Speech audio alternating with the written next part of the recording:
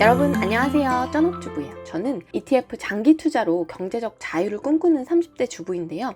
차이나 전기차 정말 해도 너무하죠. 이게 또 국내 2차전지 ETF도 같이 떨어지면 전기차 배터리 산업이 전체적으로 지금 좀 좋지 않은 상황인가 보다 할 텐데, 같은 전기차 2차전지 ETF 중에서도 유독 중국 섹터만 이렇게 약세를 보이니까 뭔가 더 불안한 생각이 드는 것 같아요. 이게 결국 차이나 리스크인 건가 싶고, 그래서 요 근래 차이나 전기차 도대체 어떻게 해야 되나, 지금이야말로 추매를 해야 될 최적의 시점인가, 아니면 더 크게 하락하기 전에 손절을 해야 되나, 그냥 지켜봐야 되나, 머릿속에 복잡하셨을 텐데요. 오늘은 차이나 전기차 관련해서 도대체 왜 이렇게 하락을 하는 건지, 그리고 앞으로 그렇다면 어떻게 해야 되는 건지, 이런 이야기들을 나누어 보려고 합니다. 일단 차이나 전기차가 이렇게 하락하는 이유는 크게 3가지 정도가 있는데요. 사실 뭐 특별할 것도 없어요. 이미 다들 아실 만한 내용들이라. 첫째는 차이나 전기차 구성 종목 20개 중에서 비중이 큰 중국 2차전지 대장주인 CATL에서 고객사가 이탈하는 등 로컬 수급에 문제가 좀 생겼다는 거예요. 다들 아시는 것처럼 중국 전기차 배터리 산업의 가장 큰 장점 중에 하나는 중국의 탄탄한 내수 시장만으로 점유율 확보가 어느 정도 가능하다는 건데, 중국 완성차 업체를 중심으로 탈 CATL 움직임을 보이고 있는 거죠. 중국의 유력 전기차 업체 샤오펑과 광저우 자동차는 배터리 공급처를 CATL에서 CALB로 바꿨고요. BMW도 기존 CATL에서 이브 에너지로 배터리 공급사를 새로 선정했어요. CATL 배터리를 쓴 테슬라, 니오, 폭스바겐 등도 중국 시장 점유율 2위인 비아디와 공급 협상을 했고요. 그러다 보니까 비중이 큰 CATL 주가가 지난 연말부터 꾸준히 하락한 게 차이나 전기차 주가에 영향을 미친 것으로 보이고요. 두 번째는 원자재 가격 급등 문제죠. 우리가 밥상 물가, 식재료값 올라가면 외식비가 늘어나고, 그러면 아무래도 외식 2번 할 거 1번으로 줄이게 되잖아요. 마찬가지로 원자재 가격이 급등하면 결국 전기차 가격을 올릴 수밖에 없게 되고, 그러면 소비자 입장에서는 한 번 더 생각하게 되죠. 더 문제는 가격을 올려도 사겠다는 사람은 또 분명히 있긴 있기 때문에 원활하게 많이 만들어낼 수나 있으면 다행인데, 사실 기존에도 이미 원자재 가격이 오르고 있었는데 러시아 우크라이나 전쟁으로 원자재 수급에까지 문제가 생기면서 가격도 가격이지만 원활하게 생산을 하고 싶어도 재료가 제때제때 확보가 안 되니까 생산에 아무래도 차질이 생긴 거죠. 이 문제도 갑자기 생긴 이슈는 아니기 때문에 이미 기존의 주가에 꾸준히 반영이 되고 있었는데요.